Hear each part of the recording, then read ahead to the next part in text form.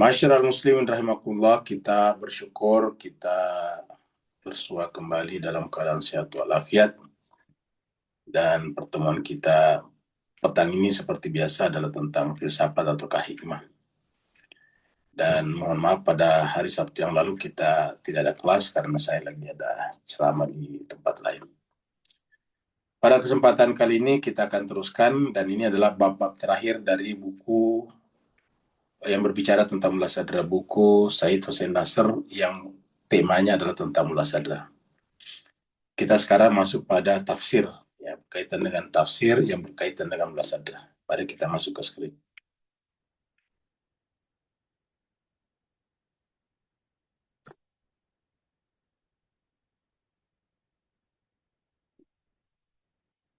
Jadi adalah terakhir tanggal 15 November tahun 2025.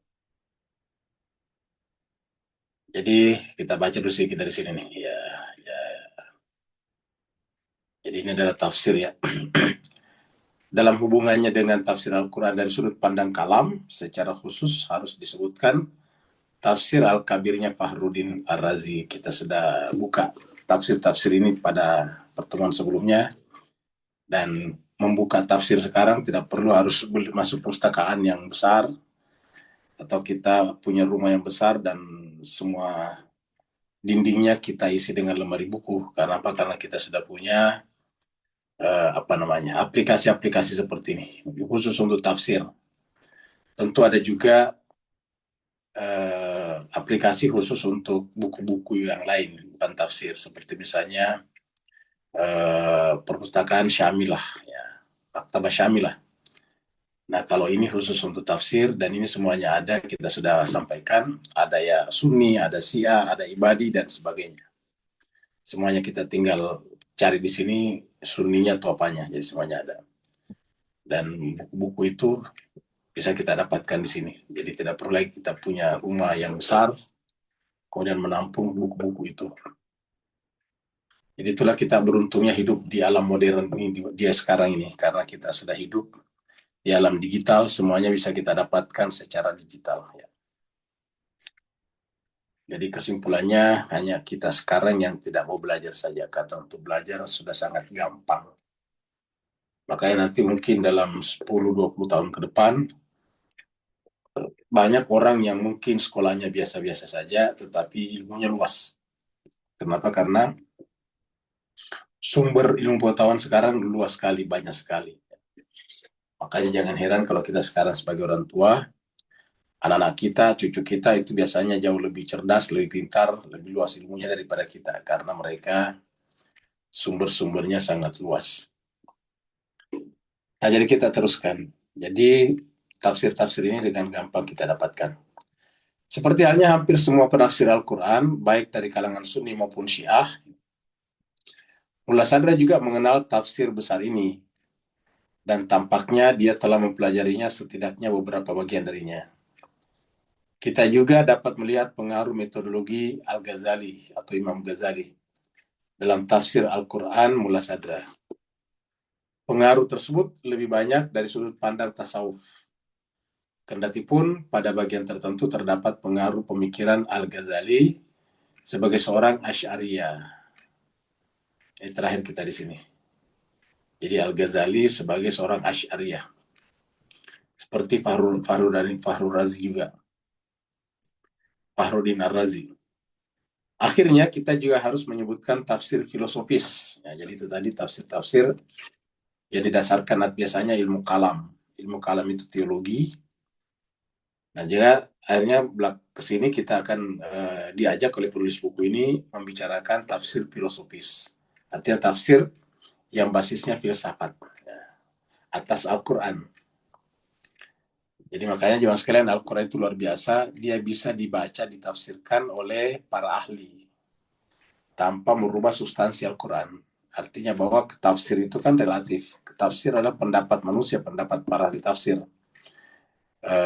Sesuai dengan zaman dan latar belakangnya melihat Al-Quran. Jadi artinya bahwa mereka bisa salah, tapi Al-Quran tetap. Nah, itulah indahnya. Kenapa? Karena Al-Quran itu ada aslinya. Beda dengan saudara kita misalnya di agama Kristiani, itu kan aslinya sudah tidak temukan. Akhirnya kita juga harus menyebutkan tafsir filosofis atas Al-Quran yang secara teknis berarti tafsir yang ditulis oleh filosof. Ya. Jadi secara teknis tafsir yang ditulis oleh filosof. Jadi kalau misalnya tafsir filosofis, secara teknis yang dimaksud adalah tafsir yang ditulis oleh filosof. Ditulis oleh filosof. Filosof kalau bahasa Arab itu failasuf. Failasuf. Atau hakim. Ahli hikmah. Hakim itu adalah ahli hikmah. Sebenarnya dalam karya Al-Farabi terdapat beberapa bagian yang berhubungan dengan tafsir Al-Quran. Sebenarnya dalam karya Al-Farabi itu adalah seorang filosof awal ya. Al-Farabi Al-Kindi itu filosof awal. Mendahului Ibnu Sina. Terdapat beberapa bagian yang berhubungan dengan tafsir Al-Quran. Khususnya jika kita menerima bahwa Fususul Hikam adalah salah satu karyanya. Jadi kita tahu Fususul Hikam ini ada versi Ibnu Arabi, ada versi Al-Farabi. Maksudnya ada yang mengatakan itu adalah Al-Farabi punya. Jadi Fususul Hikam adalah salah satu karya daripada Al-Farabi. Jadi kita lihat kalau Al-Farabi itu bisa kita lihat di sini juga sekalian ya. Ya, di sini kita lihat Al-Farabi filosof.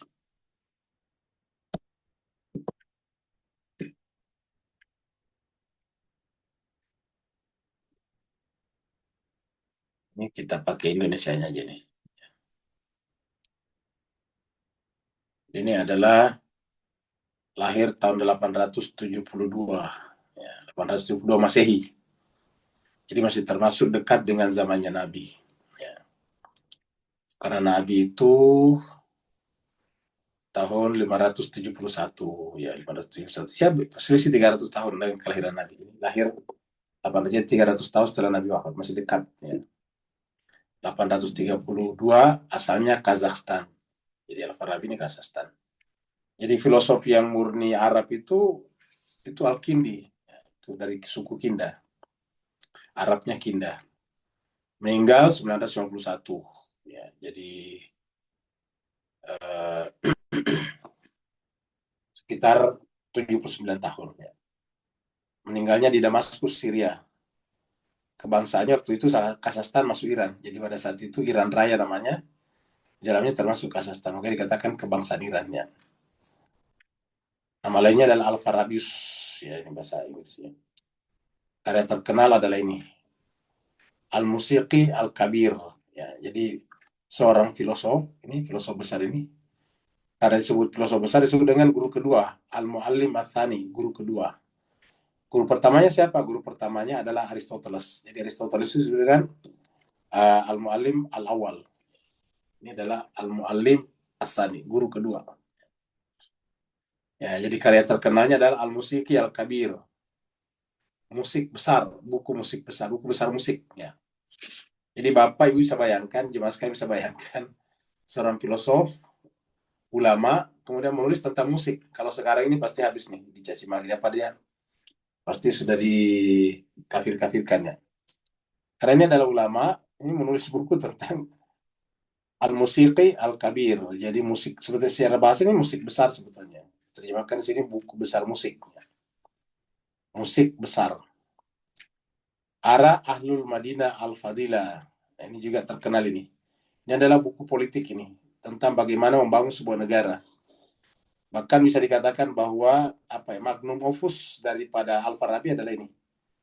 Biasa disingkat dengan Madinah Al-Fadilah. Ya, jadi lengkapnya Ara Ahlul Madinah Al-Fadilah.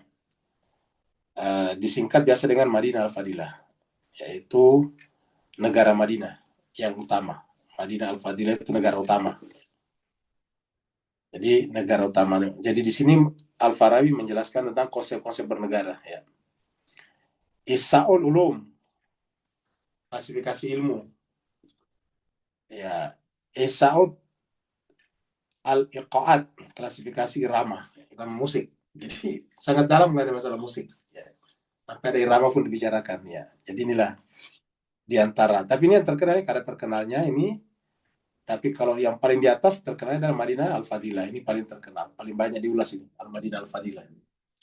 yaitu berkenaan dengan bagaimana membuat negara yang unggul, negara utama. Nah, jadi kita lihat ini adalah Al-Farabi ya, 872. Kita lihat misalnya eh, Al-Kindi, bulan mana?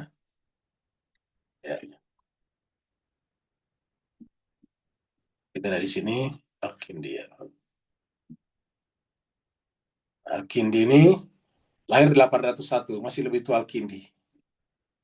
Bahasa latinnya Al-Kindus. Jadi ini tadi Al-Kindi 801, kalau Al-Farabi tadi 872. Jadi selisihnya jauh, hampir 100 tahun, 71 tahun.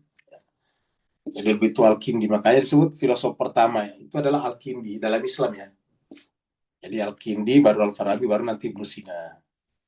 Al-Kindi ini adalah filosof pertama dan boleh dikatakan satu-satunya filosof Arab ya, karena ini adalah filosof Arab. Ya, ini adalah Abu Yusuf Yakub bin Ishaq Al-Kindi. Bahasa latinnya disebut dengan Al-Kindus, lahir pada tahun 801, wafat 873. Jadi usianya adalah 72 tahun. Dikenal sebagai filosof pertama ya. Dikenal sebagai filosof pertama yang lahir dari kalangan Islam. Semasa hidupnya beliau selain bisa berbahasa Arab, ia mahir berbahasa Yunani. Banyak karya-karya para filosof Yunani diterjemahkannya dalam bahasa Arab. Antara lain karya Aristoteles nih tadi, yang disebut dengan guru kedua, dan Plotinus. Plotinus ini adalah tokoh utama daripada Neoplatonisme. Jadi ini adalah tentang tentang Al-Kindi ya, kita lihat lagi sini. Ini banyak ya, karyanya banyak nih ya nih, karya-karyanya. Kita lihat lagi di sini. Tidak ada singkatannya, ini dia lahirnya di mana ya. Biografinya saja ini tidak disebutkan. Ya, jadi disebutkan dengan terkenal ya. Nah, jadi itu tadi. Kemudian kita lihat misalnya Ibnu Sina.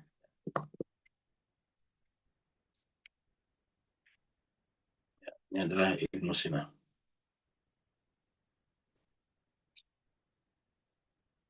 Dan Ibnu Sina lahir 980, jadi jauh ya. Jadi tadi kita lihat Al-Kindi lahir 801, sedangkan Al-Farabi 872, Ibnu Sina lahir 980 Masehi.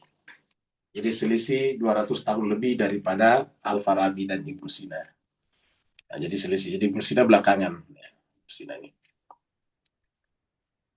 meninggal tahun 1037 Masehi. Belakangnya ini kemudian lahir Al-Ghazali. Al-Ghazali nanti satu-satu. Nah, jadi ini adalah Ibnu Sina. Nah, jadi kita kembali ke sini. Jadi paling tidak kita sudah dapatkan gambaran tentang Al-Farabi yang dibicarakan di sini. Ya. Tetapi yang pertama kali memberikan penafsiran filosofis atas Al-Quran dalam tradisi intelektual Islam adalah Ibnu Sina. Jadi ingat. Jadi kita tanda ini ya. Bahwa yang pertama kali memberikan penafsiran filosofis atas Al-Quran dalam tradisi intelektual Islam adalah Ibnu Sina, ya. Ibnu Sina, ya. Yang tidak hanya menulis beberapa tafsir ayat-ayat Al-Quran secara terpisah, tapi juga telah memberikan tafsir yang terkenal atas ayat cahaya dalam karyanya Isyarat wa Tambihat. Jadi dia menafsirkan surat An-Nur ayat 35 yang disebut dengan ayat cahaya. Allahu nurus samawati wal ard. Dalam karyanya yaitu Al-Isyarat wa Tambihat, yang bahkan mengaruhi Al-Ghazali dalam Mishkat Al-Anwar. Nanti Imam Ghazali punya karya juga, Mishkat Al-Anwar. Itu sudah diterjemahkan ke dalam bahasa Indonesia juga nih. Jadi Bapak kalau mau lihat ini bisa. Ini cukup bagus. Jadi maksud saya, kita boleh tidak sepakat dengan Al-Ghazali di berbagai tempat, terutama tadi buku utamanya Al-Ghazali yaitu Hiyal Murid, pernah kita sampaikan bagaimana dia mengecam filsafat. Tetapi dalam membahas Mishkat Al-Anwar ini bagus ya, dia menarik. Jadi Mishkat Al-Anwar ini kalau mau beli bisa beli di Tokopedia, mudah-mudahan ada di sini. Nggak tahu ada nggak Tokopedia saya di sini. Ya. Nah, di sini kali ya. Nah, kita lihat di sini Tokopedia. Nah, ini dia. Mishkat Al-Anwar. Karena sekarang kalau beli buku itu di Shopee, Tokopedia juga banyak. Ya, Mishkat, Mishkat Al-Anwar ini dia. Ini. Mishkat Al-Anwar ini. Nah ini dia Mishkat Al-Anwar. Mishkatul Anwar. Nah ini Al-Ghazali yang ini, jangan yang ini nih. Ya. Cuma murah nih, cuma 22.950. Ya. Yang paling mahal ini adalah 35.000. Jadi murah nih ya, kitab Mishkat Al-Anwar ini. Ya. Nah, jadi Mishkat Al-Anwar ini adalah karya Al-Ghazali, Al-Ghazali. Mishkat Al-Anwar. Mishkat cahaya-cahaya. Terus, coba kita lihat di sini. Sini, ada tidak di sini? Nah, kita lihat. Kita lihat di Discover ya. Kita lihat sini. Mishkat. Oh, enggak ada. Al-Ghazali.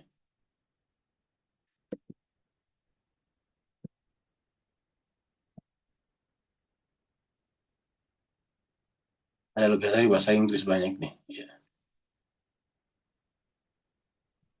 Jadi Mishkat Al-Anwar enggak ada di sini di Alchemy kebagian ini ada nih di bahasa Inggris ini. Coba kita lihat. Mishkat cahaya-cahaya. Jadi Mishkat cahaya-cahaya.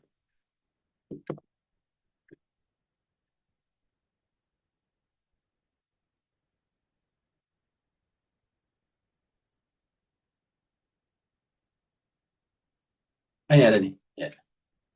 Jadi ada jemaah sekalian berbahagia ya, ini adalah cahaya di atas cahaya, ini cahaya di atas cahaya ini maksudnya cahaya, Mishkat cahaya-cahaya ya. Al-Ghazali ya. Nah ini dia. Ini harganya ini gratis ini sepertinya ya. Ya, coba. Tidak ada harganya tadi soalnya di sana. Jadi tidak ada. Jadi ini karya-karya Ghazali nih. Ya, ya ini Al-Ghazali semua. Ya. Nah, jadi bukunya berjudul ini. Miskat Cahaya-Cahaya. Kita lihat. Nah, ini dia.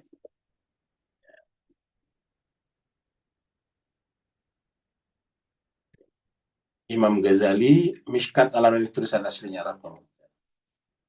Ini adalah bahasa Arab aslinya. Mishkat Al-Anwar. Al-Anwar. Ya. Diterjemahkan cahaya di atas cahaya. Ada juga tadi menyebutnya miskat cahaya-cahaya. Jadi macam-macam ya. Kalau ini miskat cahaya di atas cahaya. Jadi jelas sekalian ada ternyata di sini dan gratis ya. Bisa kita dapatkan secara gratis di buku ini. Ya. Nah jadi ini dia. Ya, tinggal gampang sekali sekarang. Ya. Ini sudah diambil dari surat An-Nur. Allahu nurus samawati wal ard. Jadi sekarang banyak sekali buku dapat kita gratis di apa namanya di playbook ya. Ini adalah buku gratis. Kita kembali lagi ke sini. Nanti kita butuh ya kita kembali ke sini. Jadi ini cahaya-cahaya. Ya. Nah, jadi kita kembali lagi ke sini tadi. Ulangi lagi, jadi Miskat Cahaya-Cahayanya Al-Ghazali ini walaupun dia dikenal sebagai penentang filsafat Ibnu Sina. Jadi penentang filsafat Ibnu Sina tetapi dia cukup mengambil manfaat dari buku tafsirnya Ibnu Sina yaitu Al-Isyarat wa Tabihat berkenaan dengan tafsir surat An-Nur ayat 35. Biarpun demikian adalah cukup mengherankan bahwa tafsir Ibnu Sina ini tidak diperhatikan secara serius sebagaimana mestinya di dalam sebagian besar studi tentang Ibnu Sina di Barat. Nah ini juga. Jadi memang cenderung yang berkaitan dengan Al-Quran kurang diperhatikan. Ini juga kata Sayyid Nasr. Sangat mengherankan, memprihatinkan karena yang diperhatikan hanya karya filsafatnya saja. Dan bahkan di dalam sebagian besar studi keislaman kontemporer ini, apakah studi keislaman kontemporer punya mengenai masalah ini? Ya. Kita lihat nomor 8. Salah satu pengecualian adalah El Gardet di dalam La Pensée Religieuse d'Avicenna, Ibnu Sina, Paris tahun 1991, yang menyadari adanya signifikansi tafsir-tafsir ini, walaupun dalam pandangannya interpretasi tersebut berbeda dengan pandangan pengikut-pengikut Ibnu Sina yang belakangan ini di Persia. Jadi ini kata pengantar daripada buku ini, atau penulis buku ini, La Pensée Religieuse d'Avicenna. Setelah Ibnu Sina, Suhrawardi adalah filosof yang terutama kembali kepada Al-Quran. Jadi setelah Ibnu Sina, Suhrawardi adalah filosof yang terutama kembali kepada Al-Quran di dalam penjelasannya tentang doktrin Isyraqi. Namun berbeda dengan Ibnu Sina, Suhrawardi tidak menulis tafsir Al-Quran yang terpisah. Jadi tidak menulis, kalau Ibnu Sina memang ada secara terpisah dibikinnya. Walaupun karya-karyanya penuh dengan kutipan ayat-ayat Al-Quran. Jadi karya-karya Suhrawardi ini penuh dengan kutipan ayat-ayat Al-Quran. Jadi walaupun karya-karyanya penuh dengan kutipan ayat-ayat Al-Quran. Jadi ini Suhrawardi. Ya, jadi ini adalah Suhrawardi. Ya. Ya. Karya-karyanya penuh dengan kutipan ayat-ayat Al-Quran. Dengan kutipan ayat-ayat Al-Quran. Yang disertakan di tengah-tengah penjelasannya perihal tesis-tesis filosofis dan teosofis. Dalam hal ini, Suhrawardi berbeda dengan Ibnu Sina, yang tidak mengutip ayat Al-Quran secara langsung di dalam karya-karya besarnya, seperti Asy-Syifa dan An-Najat. Ya. Jadi, tidak mengutip ayat Al-Quran secara langsung di dalam karya-karya besarnya, seperti Asy-Syifa. Asy-Syifa ini karya Ibnu Sina ya, dan An-Najat. Ya. Jadi, Suhrawardi berbeda dengan Ibnu Sina. Jadi, artinya Suhrawardi itu mengutip langsung. Tafsir Quran Mula Sadra bisa disebut sebagai sintesis dari 4 mazhab penafsir Al-Quran ini. Ya, jadi penafsir Al-Quran dari kalangan filosof atau hakim tadi. Ya, seperti contohnya tadi, Al-Farabi walaupun tidak banyak. Kemudian misalnya tadi Ibnu Sina, kemudian Suhrawardi. Ya.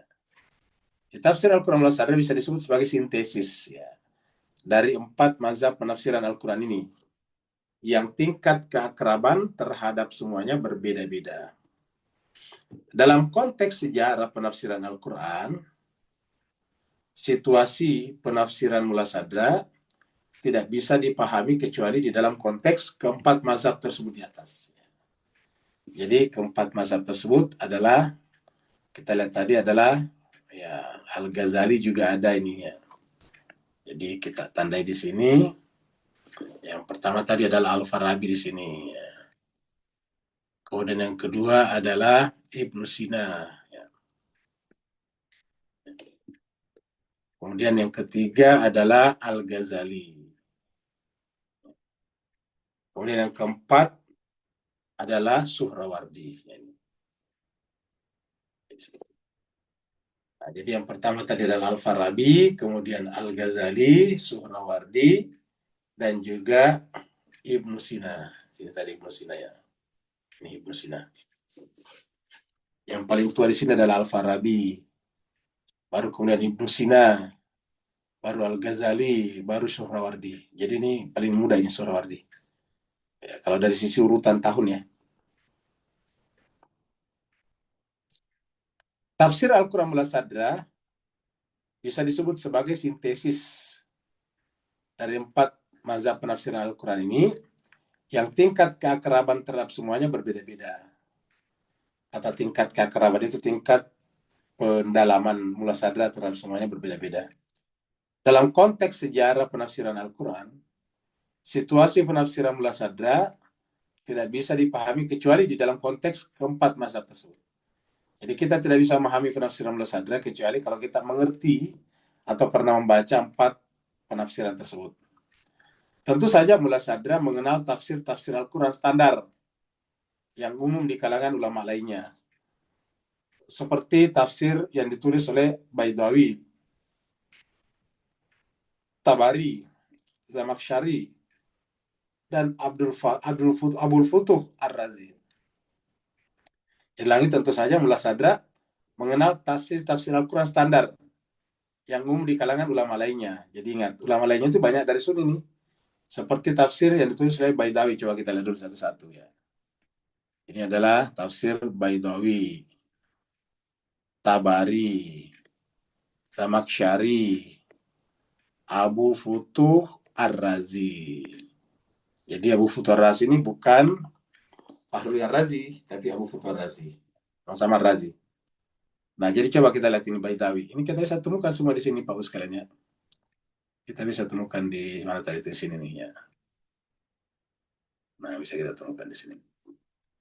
Ya, yang pertama tadi kita cari adalah Baidawi, tafsir Baidawi. Ummahatut Tafsir ya. Nah, kita lihat sini nih. Dari atas Tafsir Al-Kabir, Ar-Razi, Al-Qurtubi, Ibnu Katsir, Al-Baidawi ini dia. Al-Baidawi. Jadi judul aslinya adalah Anwar At-Tanzil wa Israrit Ta'wil. Anwar At-Tanzil wa Israrit Ta'wil. Ya.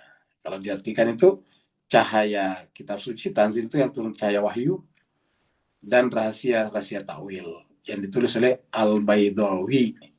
Al-Baidawi ini adalah 600 wafat 685 masih Hijriah ini Hijriah. 685 Hijriah. Jadi ini adalah Al-Baidawi. Jadi kita sudah temukan Baidawi ya ini.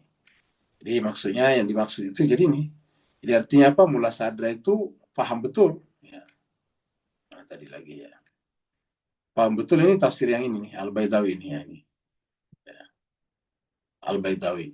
Ya, ya. Jadi paham betul jadi bagus sekali sini. Anwar At-Tanzil Asrari At-Tawil, pengarangnya Al-Baidawi. Ya ini dia ya. Jadi ini yang dimaksud di sini nih, Al-Baidawi. Jadi dan ini masuk kategori Ummahatut Tafsir, induknya buku tafsir. Semuanya ini kebanyakan ini adalah Sunni. Ummahatut Tafsir. Ya, sudah lihat. Dan yang kedua kita lihat Tabari. Tabari juga kita bisa lihat di sini nih. Sini kita lihat juga di sini nih. Dari atas kita mulai lagi nih. Ini Tabari nomor 1 nih. Jami'ul Bayan fi Tafsiril Quran. Jadi ini Tabari. Jadi tulisannya atau karyanya adalah Jami'ul Bayan, ya, kumpulan penjelasan fi Tafsiril Quran, berkenaan dengan tafsir Al-Quran. Tabari ini adalah 310 Hijriah. Jadi masih lebih dekat lagi daripada Nabi ini.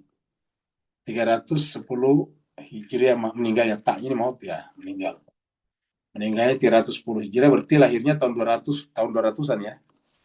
Ya, 200-an Hijriah. Jadi 200 tahun setelah Nabi wafat. Ya, kurang lebih sama tadi dengan Al-Farabi dan siapa tadi? Dengan Al-Kindi ya.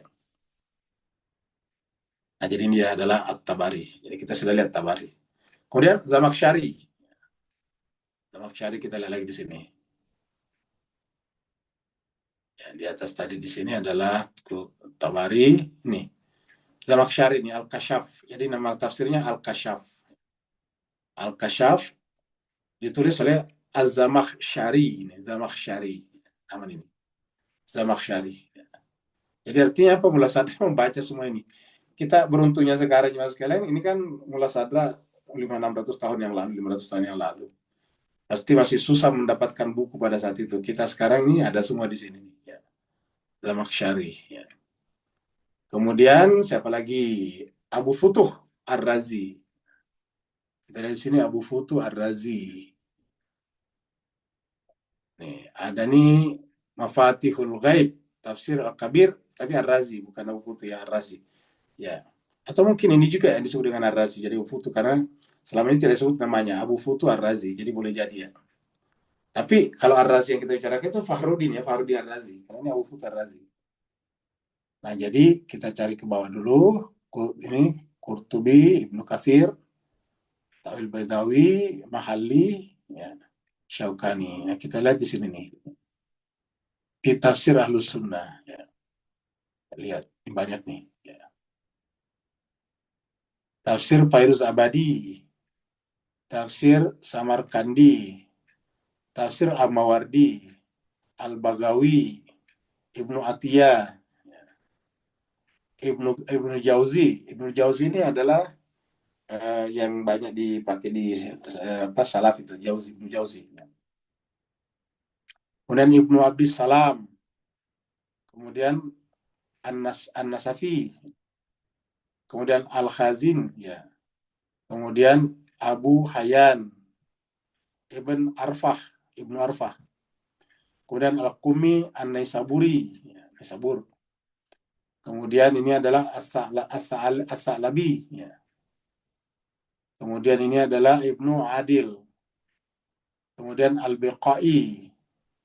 Kemudian As-Suyuti, Imam Suyuti. Kemudian Abu Sa'ud. Kemudian siapa lagi nih? Muqatil bin Sulaiman. Ini ya. Kemudian ini Sa'labi lagi. Kemudian Mujahid bin Jibr al-Mahzumi. Ya. Kemudian Asmin al-Khalabi. Ya. Kemudian Ibnu Jazi al-Garnati. Kemudian Al-Imam At-Tabarani, Imam Tabarani. Kemudian Tafsir Jalalain ini, Al-Jalalain, ya. Ini tafsir aja. Jadi Jalalain ini termasuk baru 1251 masih. Kemudian Abdullah Sufyan bin Sa'id bin Masruq As-Suri Al-Kufi, dari orang Kufah, ya. Ini lebih dulu lagi nih, 161 ini, lebih tua lagi nih. Kalau kita lihat termasuk tafsir tua nih, ya. 161 Hijriah ini, ya. Tafsir An-Nisa'i, 303. Kemudian tafsir Abdul Razak ini Hamam As-San'ani, San'ani. Kemudian siapa lagi ini? Muhammad Jamaluddin Al-Qasimi. Ya. Kemudian Muhammad Rashid bin Ali Ridho. Ini Rashid bin Ali Ridho. Ya, tapi bukan Imam Ali Ridho, Rashid bin Ali Ridho. Ya. Kemudian Ibnu Abi Zamnain. Ya. Kemudian Abu Bakar Sajistani. Ya. Kemudian terakhir ini adalah apa ini? Azuddin Abdul Razak Ar-Ras'ani Al-Hambali. Nah, ini tidak disebutkan sini. Yang mungkin berarti yang dimaksud mungkin itu juga kali. Karena tidak ada lagi razi yang lain. Itu adalah tafsir sunnah. Ya, kecuali kalau di tempat lain. Tapi banyak kalau kita cari satu-satu. Karena banyak sekali buku tafsir ini. Ya. Belum lagi dengan tafsir Ahlus Sunnah As-Sufiyah. Ini ada lagi nih. Ya, tafsir Ahlus Sunnah As-Salafiyah. Ya, begitu. Jadi banyak buku tafsir. Jadi kesimpulannya kita bisa mudah-mudahan itu Ar-Razi itu juga yang disebutkan Fardi Ar-Razi atau Kabufutu Ar-Razi. Namun demikian seseorang tidak boleh berpikir sesaat pun bahwa tafsir Al-Quran wal Sadra hanyalah eklektik. Maksudnya itu mengumpulkan, merenda. Ya. Jadi orang tidak boleh berpikir bahwa ya kalau begitu Mula Sadra itu hanya sekedar mengumpulkan saja. Mengumpulkan unsur-unsur dari tafsir Al-Quran yang sudah dikenal secara umum dan dari 4 mazhab tafsir Al-Quran tradisional, yakni Sufi, mazhab Syiah, teologi, dan filsafat, seperti yang telah disebutkan di atas. Jadi dari Sufi, kemudian Syiah, teologi, dan filsafat. Juga tidak bisa dikatakan bahwa hikmah al-muta'aliyah hanyalah rangkuman. Jadi juga tidak bisa dikatakan bahwa hikmah muta'aliyah hanyalah rangkuman dari ajaran-ajaran pemikiran Islam yang mendahulunya. Jadi bisa dikatakan begitu. Ya. Di dalam beberapa tafsirnya, Mula Sadra menyatakan bahwa makna ayat ini atau makna ayat itu telah disingkapkan padanya melalui ilham dari arash ilahi dan bahwa tidak akan ada seorang pun yang dapat memahami makna batin Al-Quran tanpa penyingkapan, tanpa kasyaf. Ya. tersebut yang memungkinkan mata hati bisa melihat secara langsung realitas alam batin, alam spiritual, dan bahkan melampaui hal tersebut adalah melihat realitas ilahiyah yang daripadanya Al-Quran itu diturunkan. Nah, jadi jemaah sekalian, jadi Mullah Sadra seperti itu pengakuannya. Ya, dia pun mengatakan dia kan tadinya Mullah Sadra kita tahu dia juga penganut Mahiyah, Asalatul Mahiyah. Tapi di akhir-akhir hayatnya kan pindah tiba-tiba menjadi penganut Asalatul Wujud. Ya, ditadanya kan Asalatul Mahiyah menjadi Asalatul Wujud. Nah, dia katakan begitu bahwa di akhir-akhir kehidupannya justru mendapatkan itu tadi semacam ilham ilahi, ya, yang langsung daripada arasy ilahi, dari realitas tertinggi, yang kemudian seakan-akan menyampaikan kepadanya bahwa ya yang prinsip itu adalah wujud bukan mahiyah. Jadi makanya kemudian dia menulis buku yang pada intinya adalah menjelaskan tentang bahwa yang prinsip yang utama adalah wujud, namanya asalatul wujud, seperti itu. Nah, jadi dari situ kita lihat bahwa para ulama ini sangat mementingkan namanya disebut dengan penyucian batin. Kalau kemudian ulama-ulama ini berbeda pendapat, ya, bertingkat-tingkat kita sebut begitu, ya karena saya kira juga penyebabnya ada dua. Satu adalah derajat ketersingkapan, derajat mukasyafanya tadi. Derajat mukasyafanya yang berbeda, karena bertingkat-tingkat. Yang paling tinggi tentang Nabi, bahkan Nabi pun bertingkat-tingkat. Yang paling tinggi adalah 5 ulul asmi. Ulul asmi pun bertingkat-tingkat. Yang paling tinggi adalah Sayyidul Anbiya wal Mursalin. Jadi seperti itu. Jadi memang harus diakui bahwa mukasyafah ini juga bertingkat-tingkat. Nah, jadi itu yang pertama, mukasyafah. Yang kedua adalah bahasa yang digunakan. Mungkin pemahamannya sama, tetapi bahasa atau diksi yang digunakan berbeda. Ya, karena ini berkaitan dengan kosakata diksi yang mereka kuasai atau di mana mereka tinggal. Ingat, kalau kita tinggal di suatu negara yang tertentu, biasanya kosakatanya berbeda dengan tempat lain. Kita, Malaysia, Indonesia itu kan sama-sama bahasanya sebetulnya Melayu, induknya Melayu. Tapi kemudian ada beberapa penggunaan yang kemudian tidak lazim di kita, walaupun kita ngerti. Ya, tapi itu lazim digunakan di Malaysia. Begitu sebaliknya, lazim digunakan di sini, tidak lazim digunakan di Malaysia. Mereka juga mengerti, tapi agak-agak aneh aja karena tidak lazim. Seperti contohnya kalau kita di Indonesia, arrival terminal itu disebut dengan terminal kedatangan. Kalau di Malaysia diterjemahkan arrival terminal dengan terminal ketibaan. Sama-sama, kita ngerti juga kalau datang ya tiba. Tapi itu tidak diksinya berbeda. Nah, jadi seperti itu. Jadi bisa saja ada yang tinggal di waktu itu, ada yang tinggal di Spanyol, tentu dipengaruhi oleh bahasa Spanyol, bahasa Barat, ya. Ada yang tinggal di Baghdad, ada yang tinggal di Damaskus, itu pasti berbeda, ya. Jadi diksi-diksinya, kata-kata yang digunakan terkadang berbeda. Nah, inilah menurut saya salah di antara penyebab terjadi perbedaan-perbedaan itu yang menyebabkan kemudian seakan-akan ulama-ulama ini berbeda-beda. Jadi sebetulnya kita anggap itu bertingkat-tingkat saja. Ya. Jadi kita percaya bahwa sebetulnya itu adalah gradasi.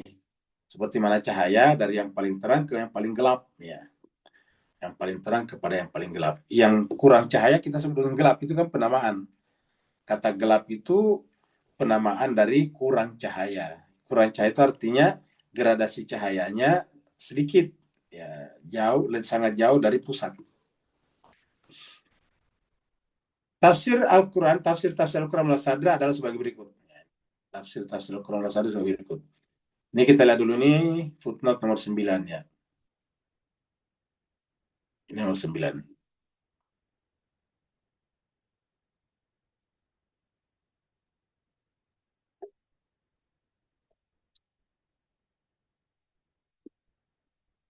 Di sini kami mengikuti urutan seperti yang diberikan oleh M. Khwajawi di dalam Lawami Al-Arifin fi Ahwal Sadr Al-Muta'alihin. Bukunya terbit di Teheran, Aryan Press, 1997. Ya. Jadi mengikuti, maksudnya aturan urutan ini mengikuti ini. Urutan ini satu ke bawah mengikuti tadi itu. Satu, tafsir surat Al-Hadid. Ya, surat 57. Yang terdiri dari pengantar 29 bagian. dan kesimpulan. Jadi tafsir al-hadid. Ya, jadi kalau kita misalnya lihat apa namanya mula sadar, kita caranya melihat begini nih. Ya. Jadi kita lihat tadi dulu tafsir mana tadi? Tafsir sunnah, tafsir Syiah nih, Asna Syariah. Ya. Kita cari di sini mula sadra. Ya. Ibrahim Al-Qumi, Quran Tusi, Tabat-Tabai, Kashani, kemudian Nabizi, kemudian ini Al-Mutalib Syirazi ini, Sadr Al-Mutalib Syirazi. Kita lihat sini. Nah, kita lihat ini adalah yang pertama adalah Al-Hadid, surat 57. Ya, jadi kita lihat sini. Surat 57. Jadi ada di sini 57. Ya. Coba kita buka. Nah, ini ada. Ya. Jadi di sana di sini ada juga ya. Surat Al-Hadid ini dimulai dengan Bismillahirrahmanirrahim. Sabbahalillahi ma fis samawati wal ardi wa huwal azizul hakim. Baru nanti di bawahnya itu wallahu wal zahir wal batin dan seterusnya itu. Ya, jadi seperti inilah ya. Nah, jadi kemudian ke bawah lagi halaman 2. Nih, masih ini juga ya. Kita coba lihat ayat 2-nya ya. Lahu mulkus samawati wal ard. Ayat 3-nya. Ini huwal awal, ini dia paling paling penting sekali nih. Wal awal wal akhir wal zahir wal batin wa huwa bikulli syai'in alim. Dialah Allah yang awal, akhir, zahir, batin. Ini terkenal. Ya. Jadi ini adalah al-wawat as-salasa lil jam'iyah.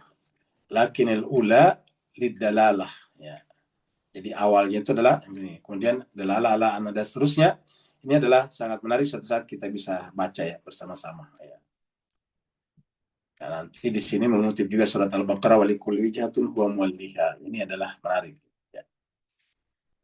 Kemudian ini tafsir surat ayat An-Nur surat 24 ayat 35 ya. Sorry, ini dulu ayatul kursi dulu ya. Ayatul kursi surat 2255 ya. Coba kita lihat sini. Kita lihat surat 2. Surat Al-Baqarah 255.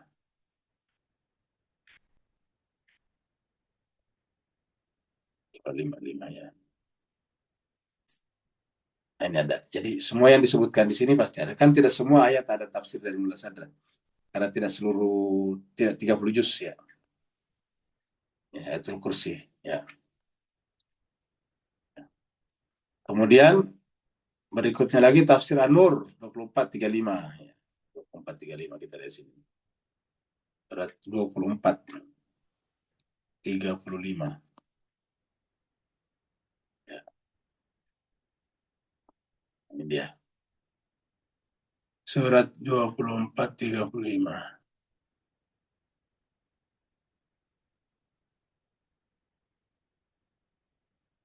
Aman ini. 35.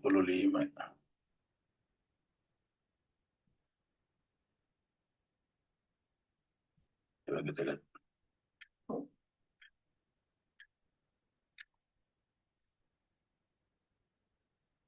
Jadi ini 35 tadi. Ini diambil dari cukup jauh ini. Kemudian Allahu nur ya ayyuhalladzina amanu la tadkhulu buyutan. Ini adalah ke bawah ini. Panjang surat An-Nurnya, panjang ternyata ya. Sampai ke bawah. Ini yang terakhir ini. Allahu nur ini Bapak sekalian ini. Allahu nurus samawati wal ard. Masalun nuri kamishkatin. Jadi paling di bawah ya pembahasannya. Kemudian nah, ini tafsir ini cukup banyak, terdiri dari pengantar, pendahuluan, 5 bagian, dan kesimpulan. Tafsir ini merupakan sintesis dan puncak dari tradisi tafsir yang panjang atas ayat kursi, yang menjadi salah satu karya penting metafisika Islam, yaitu surat An-Nur. Keempat, tafsir surat As-Sajdah. Ya. Ada pengantar, ada pendahuluan, ada 9 bagian dan kesimpulan. Jadi tafsir surat As-Sajdah. Ya. As-Sajdah itu surat 32. 32 ini ya. Ini dia. Oh, sorry, ini salah nih. 32 di sini. 32. Ini dia. Alif Lam Mim dan seterusnya ke bawah. Ya. Ya, jadi ini berkenaan dengan terutama surat sujudnya nanti ada di sini nih. Ayatnya berapa ya? Ayat 15 ya. Innama yu'minu bi ayatina alladziina idza dzukkiru biha kharru sujjadan wa sabbahu bihamdi rabbihim wa hum la yastakbirun. Ini adalah ya. Nah, jadi itu adalah tafsir-tafsir. Kemudian Al-Fatihah juga. Al-Fatihah. Jadi semuanya ini ada di bawah ini. Ya. Panjang kalau kita teruskan, intinya bisa tuh saat kita coba membaca tafsir-tafsir ini. Ya. 1 sampai 12 ini. Ada 12. Jadi hanya ada 12 dalam tafsirnya Mullah Sadra. Terakhir adalah surat Al-Zalzalah. Surat 99. Ya. Pengantar dan teks. Sebagai tambahan dari beberapa tafsir di atas, ada 3 karya Mullah Sadra yang secara langsung berhubungan dengan tafsir Al-Quran. Jadi ulangi, sebagai tambahan dari beberapa tafsir di atas ini, ada 3 karya Mullah Sadra yang secara langsung berhubungan dengan tafsir Al-Quran. Pertama, dan yang paling penting adalah Mafatihul Ghaib. Ya. Mafatihul Ghaib yang merupakan salah satu karya terpenting Mullah Sadra di samping Asfar. Jadi Mafatihul Ghaib ini adalah salah satu karya Mullah Sadra. Ya, walaupun ada juga tafsir yang bernama tadi Mafatihul Ghaib. Ya, kalau kita lihat tadi tafsirnya Ar-Razi, kalau kita lihat sini, ya. Kalau kita lihat tadi di sini, ya. Kita lihat Mafatihul Ghaib ini. Tafsir Al-Kabir juga Ar-Razi juga namanya Mafatihul Ghaib ya ini. Ya, jadi Mafatihul Ghaib. Mafatihul Ghaib. Tafsir Al-Kabir Ar-Razi. Mafatihul Ghaib. Ya. Nah, jadi artinya kata Mafatihul Ghaib ini digunakan oleh beberapa buku, diantaranya buku tafsir, dan digunakan juga oleh Mullah Sadra di sini. Ya. Yang merupakan salah satu karya penting Mullah Sadra di samping Asfar. Maksudnya Asfar itu adalah Asfar Al-Arba ya, kita pernah bahas. Kemudian Asyawahid Ar-Rububiyah ya. Dan Syarah Usul Kafi. Jadi karya Mullah Sadri antaranya adalah Asfar, kemudian ini juga Mafatihul Ghaib, Syawahid Ar-Rububiyah, kemudian Syawahid itu kesaksian ya. Kemudian Syarah Usul Kafi, Syarah Usul Kafi. Dalam kitab ini Mullah Sadri menjelaskan metode yang digunakannya dalam menafsirkan Al-Quran. Jadi dalam kitab ini Mullah Sadra menjelaskan metode yang digunakannya dalam menafsirkan Al-Quran, khususnya pada 2 bagian pertama, yakni Al-Miftah Al-Awwal dan Al-Miftah Al-Thani. Miftah kita yang sudah belajar bahasa Arab ya, Miftah. Miftah adalah kunci ya, kunci pertama dan kunci kedua. Kedua adalah kitab Mutasyabihat Al-Quran. Ya, Mutasyabihat Al-Quran kita tahu ada Mutasyabihat dan ada Muhkamat. Jadi kedua adalah kitab Mutasyabihat Al-Quran yang merangkum pembahasan-pembahasan yang terdapat di dalam Mafatihul Ghaib. Di samping juga memuat penjelasan tentang ayat-ayat Al-Quran yang memiliki makna ambigu. Ambigu itu mutasyabihat. Dan terakhir adalah kitab Asrar Al-Ayat, rahasia ayat, yang memuat satu bagian mengenai makna batin huruf-huruf singkat. Namanya huruf muqatta'ah. Muqatta'ah seperti alif lam mim, alif lam ra, yasin, toha, itu muqatta'ah. Nah, ini ada penjelasannya B ini. Huruf-huruf tertentu yang menjadi permulaan beberapa surat Al-Quran, misalnya surat Al-Baqarah, dimulai dengan alif lam mim. Saya kira kita sudah ngerti ini ya. Jadi, mana tadi? Ini muqatta'ah tadi, B ini. B tadi. Oh, ini ada C lagi ya. Ada B, ada C. C-nya ketemu. Kendati demikian, tak dapat dikatakan bahwa ke-15 karya di atas sudah mencakup keseluruhan tafsir Al-Quran Mulla Sadra. Untuk mencakup semua tafsir Mulla Sadra, kita harus memasukkan semua ayat Al-Quran yang dikutip dan ditafsirkan dalam beberapa karya filosofisnya. Seperti Asfar, Asy-Syawahid Ar-Rububiyah, Al-Masyair, Al-Mabda, Al-Ma'ad. Ya, Mabda, permulaan, Al-Ma'ad, akhir. Ma'ad itu tujuannya seperti akhirat itu Al-Ma'ad. Berarti dunia adalah Al-Mabda. Al-Hikmah Al-Arsyiyah. Jadi ada Al-Hikmah Al-Mutariyah, ada Al-Hikmah Al-Arsyiyah. Ini diantara karya-karya lain daripada Mulla Sadra, Asfar, Syawahidur Rububiyah, Masyair, Mabda wal Ma'ad, Hikmah Al-Asyriyah, Al-Arsyiyah. Sebagaimana yang telah pernah kami sebutkan sebelumnya, C ini, ya. Lihat bab 2 dalam buku ini yang menjelaskan karya-karya Mulla Sadra. Jadi sudah dibahas. Jadi kita sudah bahas sebelumnya. Sebagaimana yang telah pernah kami sebutkan sebelumnya, meskipun karya-karya Mulla Sadra dapat dikategorikan ke dalam ilmu-ilmu intelektual, al-ulum al-aqliyah. Jadi ilmu-ilmu intelektual, al-ulum al-aqliyah. Dan ada al-ulum an-naqliyah, seperti ilmu nakliyah itu seperti ilmu fikih dan sebagainya. Usul fikih itu adalah an-naqliyah. Jadi ada ilmu-ilmu intelektual, al-ulum al-aqliyah dan ilmu-ilmu nakliyah, al-ulum an-naqliyah. Jadi coba jemaah sekalian perhatikan ini ya, pengkategoriannya. Pengkategorian dalam filsafat ini.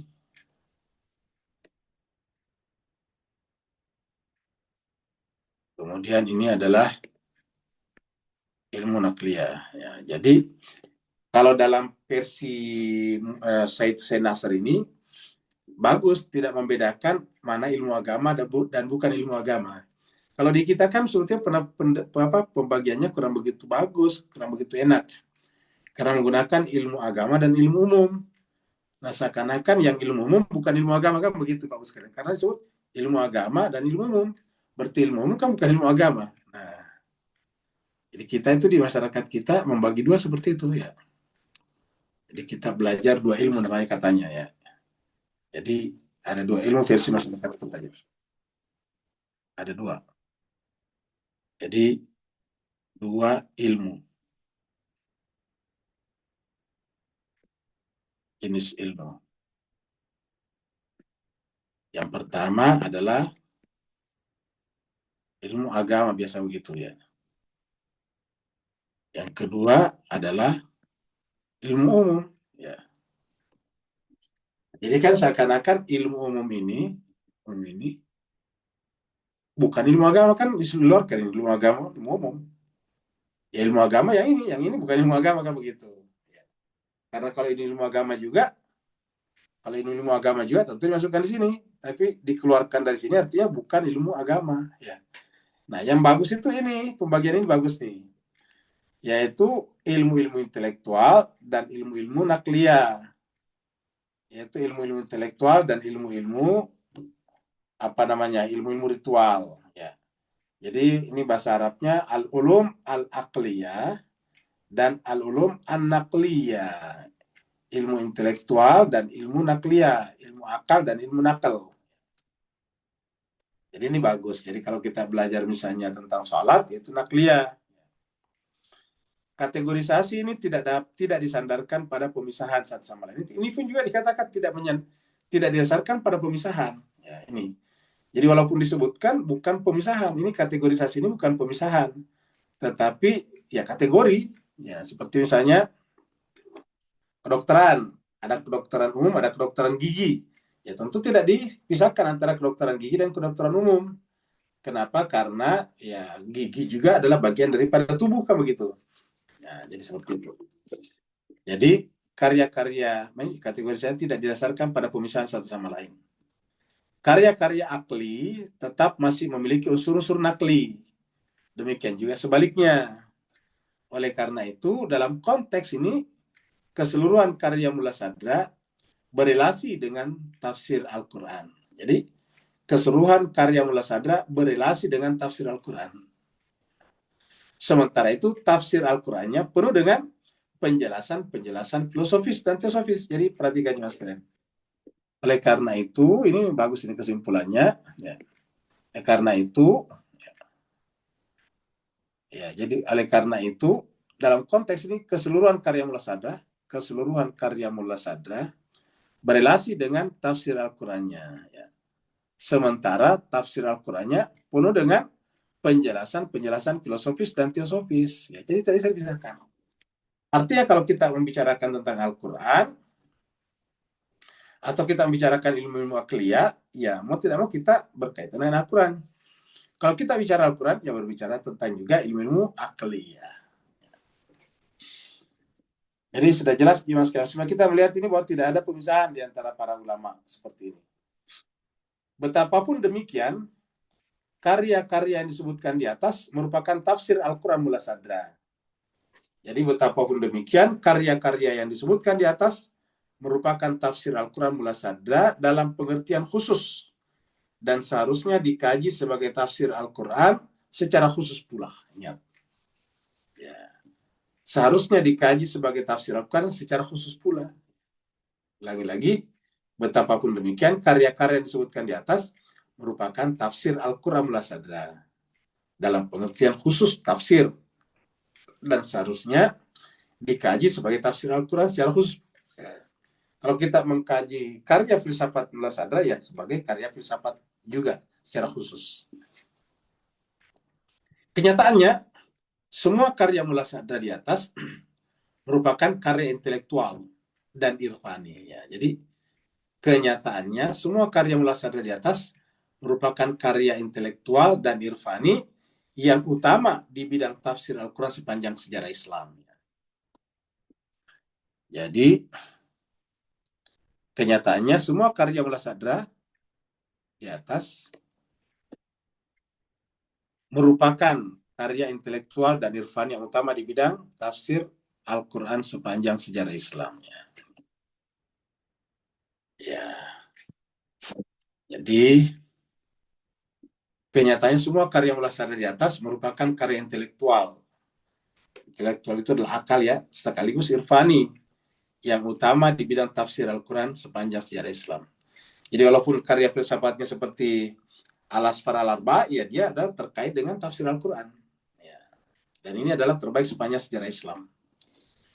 Nah, jadi jemaah sekalian berbahagia, inilah saya kira ya, pembahasan kita tentang Mullah Sadra. Ini masih satu pertemuan kali ya. Masih banyak ke bawah ini ya. Sejauh ternyata ke bawah ya. Yang terakhir. Jadi kita satu kali pertemuan lagi mungkin. Kita akan selesai karya Mullah Sadra. Nanti setelah itu kita cari buku lagi yang lain ya. Yang sejalan dengan pembahasan sore kita. Ini kan sudah terlanjur. Kalau Sabtu sore ini filsafat. Jadi kita cari karya-karya filsafat yang bisa mendekatkan diri kita kepada Al-Quran, ataukah karya filsafat yang bisa membantu kita memahami Al-Quran. Seperti itu. Terima kasih banyak. Kalau benar dari Allah, kalau salah dari pribadi Al-Fakir, mohon dimaafkan. Yang mau bertanya dipersilakan.